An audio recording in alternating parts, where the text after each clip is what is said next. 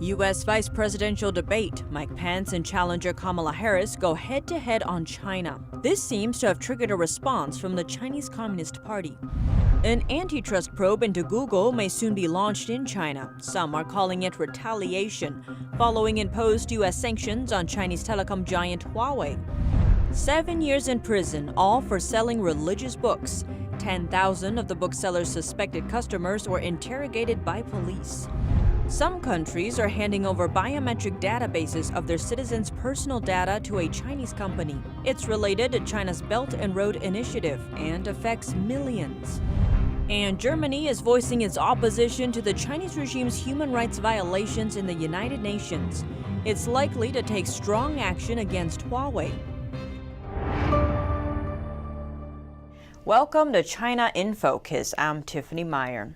At the first and only vice presidential debate, Vice President Mike Pence and Democratic challenger Senator Kamala Harris clashed over the Trump administration's handling of the pandemic. Harris kicked off the debate by immediately going after Trump's record. The American people have witnessed what is the greatest failure of any presidential administration in the history of our country. Pence defended Trump's actions, saying, "But I want the American people to know that from the very first day, President Donald Trump has put the health of America first." He added Trump prioritized Americans by suspending all travel from China at the end of January. That decision alone by President Trump bought us invaluable time to stand up the greatest national mobilization since World War II. And I believe it saved hundreds of thousands of American lives. The candidates largely skirted direct questions, choosing to stick to their main policy points. On the U.S.-China relationship, Pence quickly pointed to Trump's displeasure at the Chinese regime's handling of the outbreak. He contrasted Trump's standing up to China with Biden's so-called cheerleading for China, while Harris was quick to blame the Trump administration's handling for the American lives lost. Unlike the first debate, the moderator directly asked about China. Social media users, meanwhile, were quick to point out something they noticed when Pence was responding to the question on China. CNN's signal went dark in mainland China while Pence was saying China was to blame for the pandemic. The signal only returned when Kamala Harris began answering. And on dealing with foreign policy, such as China, Harris did not respond directly. Instead, saying Joe Biden's approach to foreign policy is like any relationship, built on loyalty and keeping one's word, things she accuses Trump of failing to do. Pence, meanwhile, pointed to the Trump administration strengthening alliances in the Asia-Pacific and standing up against those who might cause harm. Internal documents reveal new biometric databases are being constructed for countries in Asia and Africa. They'll soon store personal info on some countries' entire populations and even their militaries. It's all being built by a Chinese tech company with close ties to Beijing's communist regime. China is known for its massive data collection practices on its own citizens, from facial recognition to blood samples to the country's 200 million surveillance cameras tracking people's every move. But for Beijing, collecting data from the Chinese people only isn't quite enough. According to internal documents obtained by NTD's sister media, the Epoch Times, Chinese officials have been persuading Southeast Asian countries to hire a Chinese company to build databases for their entire populations, including their military forces. This is a note written to the Communist Party Secretary of China's Jilin province. It's meant to remind him of the talking points used during his August 2018 visit to Myanmar, formerly known as Burma. During his meeting with a Myanmar minister, the CCP official went to great lengths to promote a potential project. It would involve a Chinese company building a so-called national ID card program for Myanmar. The details about the program were unclear, but several months later, in late 2019, Myanmar authorities announced the plan to introduce mandatory biometric data collection for a massive national database. The company building the database, Hongda Group, is the Chinese regime's biggest supplier of ID card and fingerprint collection equipment. It produces all fingerprint collection devices used in Chinese embassies and consulates around the world. According to the party officials' note and Chinese state media report, Hongda Group manages the data of more than 900 million people in China. It also assisted China's Ministry of Public Security to issue 1 billion electronic ID cards. China has a population of 1.4 billion. The company claims to be a privately owned business, but with Communist Party officials effectively serving as salespeople for its overseas business, the company has successfully built the electronic ID card system for the governments of Laos, Cambodia, Indonesia, Papua New Guinea, and more. Hongda is currently preparing to implement biometric authentication systems in more Asian, Middle Eastern, and African countries. Hongda Group also has close ties with China's controversial tech giant Huawei. According to a Chinese media report, under Huawei's invitation, the company won the bid to build Laos's national ID project in 2009. It's also signed strategic partnership agreements with Huawei and ZTE. That's in order to get help promoting its data management and electronic ID system overseas. And the Chinese company's ambition isn't just the data of other countries' ordinary citizens, but their military members as well. According to another internal document, Hongda Group helped Laos build a $200 million program in 2015 to digitize its military. The project includes a database for all military members of Laos, including their photos, fingerprints, records of their daily training, and health condition. The Chinese company also built security control systems for important operations of the country's military, like launching missiles, granting access to important national defense venues, and managing firearms. Hongda isn't the only private company collecting global data that Chinese intelligence agencies can access. Last month, media outlets reported that Chinese firm Zhenhua Data has collected personal information from 2.4 million people around the globe, including many prominent politicians. The Chinese Communist Party may soon launch an antitrust investigation into Google. It's accusing the tech company of creating a monopoly with its Android operating system and causing significant losses for Chinese companies like Huawei. Google may soon be facing an antitrust probe from Beijing. China is accusing the internet giant of using its Android mobile operating system to stifle competition. Two sources told Reuters that the proposal was issued by Chinese telecom giant Huawei Technologies last year. It's been submitted to the State Council's Antitrust Committee for a review. One of the sources indicated that the decision whether to launch a probe may be made in October. This after Trump administration accused Huawei of spying for the Chinese regime and barred U.S. companies for supplying the firm. The ban delivered a heavy blow to Huawei's mobile phone business, the main revenue of the company. NTD China expert Tang Jingyuan said the potential investigation into Google is an act of retaliation. He explained that, for now, Beijing is facing a dilemma. If the CCP had retaliated against foreign companies last year, it would have inevitably accelerated the withdrawal of foreign companies' supply chains. This would be a loss for China's capital and technology industry. But facing the United States' continuing technological sanctions, and as it decouples more and more from China, if the CCP didn't retaliate at all, it would cause some negative political effects, leaving the impression that the CCP admits its wrongdoing and is weak. One of Reuters' sources said a potential probe by China would focus on accusations such as Google's market dominance could cause extreme damage to Chinese companies like Huawei. That's because Huawei loses Google support for Android mobile operating systems under the U.S. sanctions, dealing a hit to customers' confidence and company revenue. For years, Beijing blocked Google's search engine, email service, and other apps from entering the Chinese market. Tang Jingyuan said that after all this time, it's unreasonable for China to accuse Google of being a monopoly. The mobile phones made in China use the open-source Android system. This is the manufacturer's choice. Google does not force them to do so. Even for Huawei, Google complies with the U.S. government's ban and no longer provides updates to the Android system. But the Android system that is already installed won't be affected.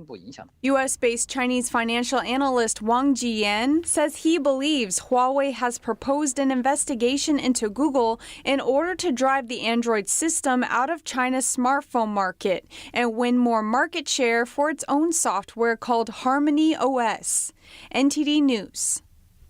Under the rule of the Chinese Communist Party, or CCP, local and village elections have become riddled with bribery. They're often an avenue for trading power and money, despite being the only election level in China where candidates must fight for votes. In most other circumstances, new officials are predetermined by the party's ruling body. Many candidates who strive to become village officials are driven by profit. That's because the power that comes with the position paves the way for converting village assets into their own. Exclusive documents we obtained support this. The documents come from Chifeng City, located in the Inner Mongolia Autonomous Region. Documents reveal that they offer and accept bribes during elections, embezzling public funds, and bullying and exploiting villagers. Some are even accused of being part of the same organized crime rings they claim to be fighting.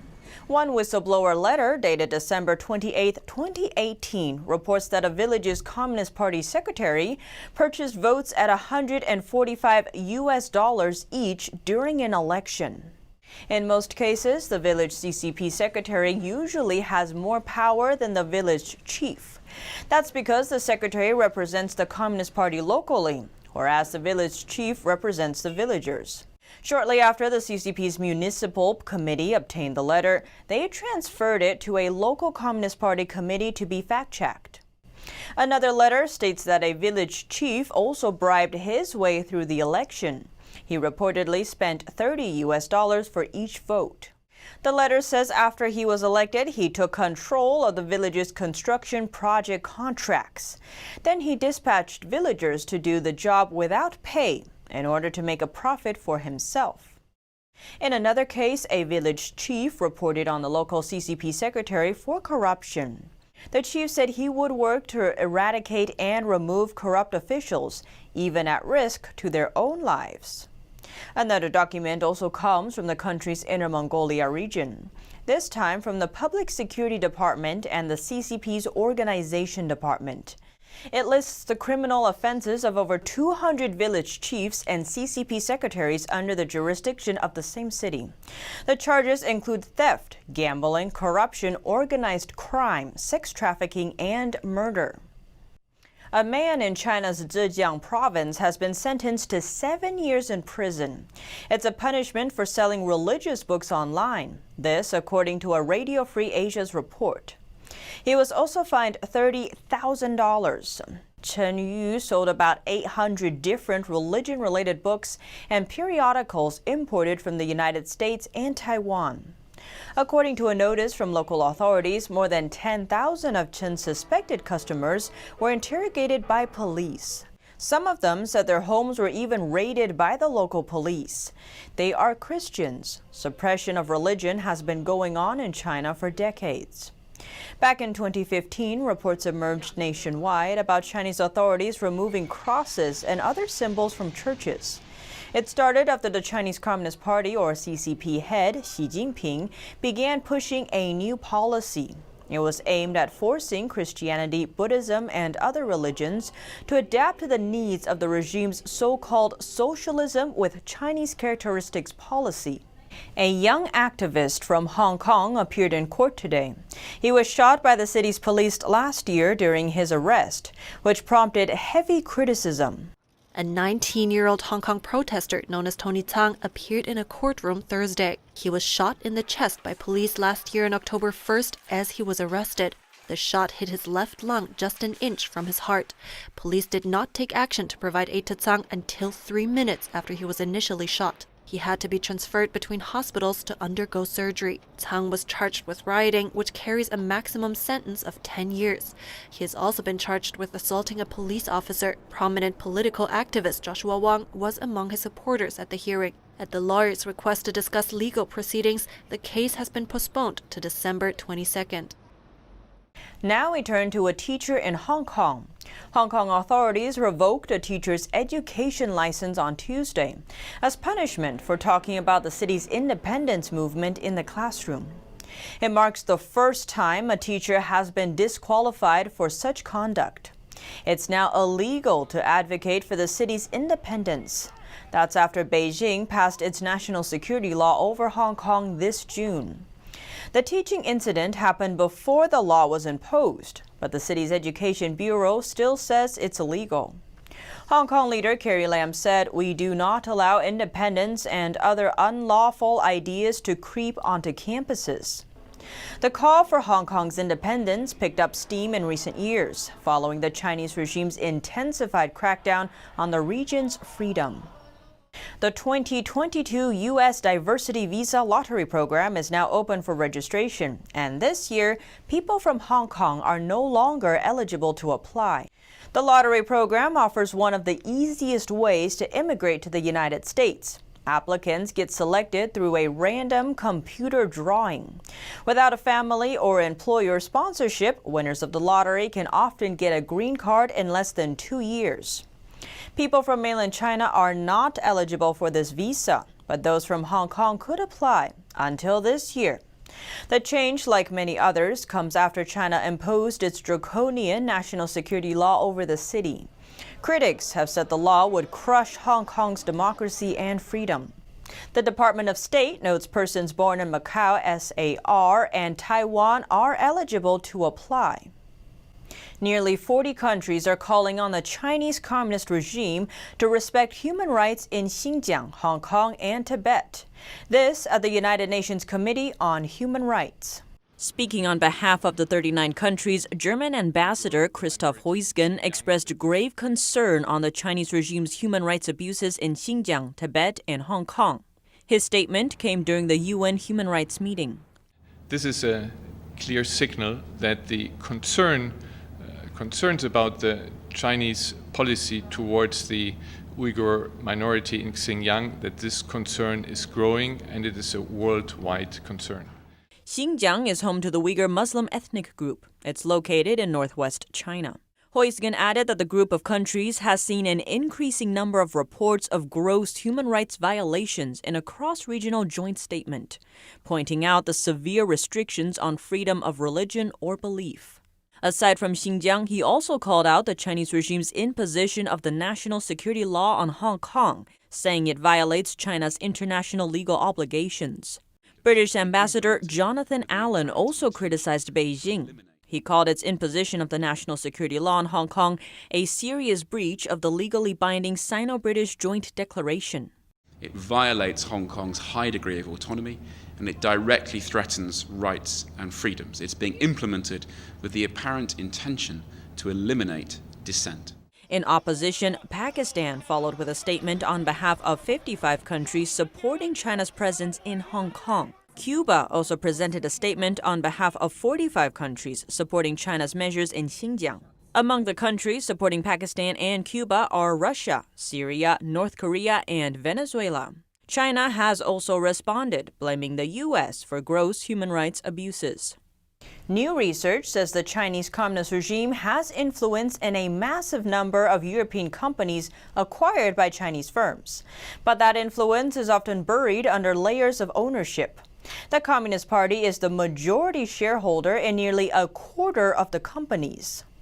China's communist regime has moderate to heavy influence over 40% of European businesses that were sold to Chinese companies in the last decade. That's according to new research from Dutch consulting firm Datena. It looked at over 650 acquisitions since 2010. The data is presented as the China-EU Foreign Direct Investment Radar, a map showing the levels of Chinese state influence from high to low. Nearly 1 in 4 of the companies had high levels of Chinese state influence. That means the controlling shareholder is part of the communist regime. Datena says the research is extremely challenging because the influence is often buried under layers of ownership. One of Britain's most important tech companies, Imagination Technologies, was sold to an investment firm controlled by the Chinese government. The company's technology is used in nearly 1/3 of smartphones worldwide. Datena says the Chinese regime now controls the company through 7 layers of investment vehicles. Early last year, the European Union started setting up a new system to screen foreign investments from non-EU countries that may affect security or public order. The regulation comes into effect on October 11th.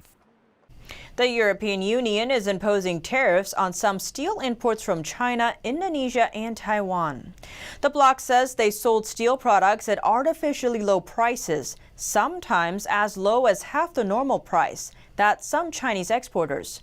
For Indonesia and Taiwan, prices were about 15% and 7% lower. The EU will now impose a duty of 19% on the specified steel imports from China, and about 17% for Indonesia and nearly 8% for Taiwan.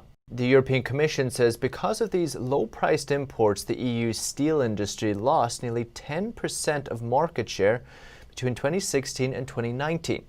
The goal of the tariffs is to remedy the damage. The duties will take effect Thursday. Germany is reportedly preparing a law that could ban China's telecom giant Huawei out of the 5G network in the country. Huawei wouldn't appear namely, but the legislation would achieve the same effect as a ban by creating an approval process. Last month, Huawei was cut off from supplies of semiconductors due to a U.S. sanction. In July, the European Commission warned the risk of dependency on high-risk suppliers, referring clearly to Huawei. The UK announced a ban the same month, and France issued regulations discouraging local firms from using Huawei equipment. Together with Germany, the three most important European countries are taking action, and others are likely to follow suit. A British government committee says it has evidence China's Huawei colludes with the Chinese Communist regime. It didn't go into the details, but said the UK may need to take action. The British Defence Committee said it found clear evidence that telecoms giant Huawei colluded with the Chinese state. They say Huawei equipment may need to be removed earlier than planned. UK Prime Minister Boris Johnson in July ordered the purging of Huawei equipment from 5G networks by the end of 2027. Chairman of the Defence Committee, Tobias Ellwood, said the West must urgently unite to advance a counterweight to China's tech dominance. He added that national security must not be surrendered for short-term technical development. Huawei said the report lacked credibility. The House of Commons Defence Committee findings were the result of the testimony of cybersecurity experts, academics and telecom industry insiders. They cited a venture capitalist who claimed the Chinese government had financed Huawei $75 billion over the last 3 years. He said this allowed them to sell their equipment at ridiculously low prices. The UK Defence Department said bringing forward the Huawei 5G purge from 2027 to 2025 was economically feasible and should be considered. They also backed Johnson's idea that a group of democracies called the D10 Group could provide alternatives to Chinese technology. The UK is looking to expand the Five Eyes Alliance to send a message to China. UK Defence Secretary Ben Wallace says the intelligence sharing partnership is looking for new partners in Asia. In recent months, Japan repeated its wish to join the alliance. The trigger is that China has intensified its activities in the South China Sea and East China Sea. The Five Eyes Alliance currently consists of the US, UK, Canada, Australia, and New Zealand. Now we turn to a controversial Chinese project in Cambodia. In September, the U.S. sanctioned a Chinese company proposing potential military threats in Cambodia. Their state-owned Chinese company, UDG, is building an almost $4 billion tourism project.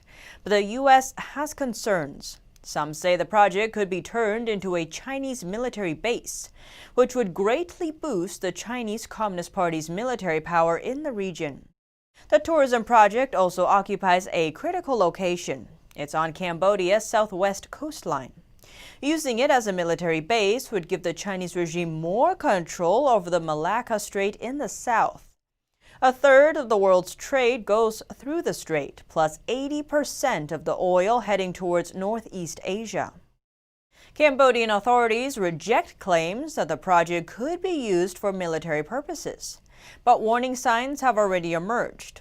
The massive tourism project includes luxury housing, a seaport, and an airport. When completed, the airport would have the longest runway in Cambodia, big enough to land China's bombers and fighter jets. There would also be a seaport nearby, a port deep enough for naval ships to harbor. On top of that, the project has raised controversy since its start in 2008. That's when, without an open bidding process, the Cambodian government struck a deal with the Chinese company. They signed a lease that would give the company 20% of the country's coastline for 99 years. The chunk of land is so big that it violates Cambodia's land law, which limits land concessions. To acquire the land, the Chinese company registered as Cambodian-owned, but it switched back to its Chinese identity within 3 years. A Treasury Department report said after securing the deal, the Chinese company seized and demolished locals' land using military force. Local human rights groups say more than 1,500 houses were demolished. Over 1,000 families were forced to relocate and haven't been compensated as they were promised. This led to the U.S. sanction, which cuts off the Chinese company from the U.S. financial system. But Cambodian authorities say the land disputes are not human rights violations.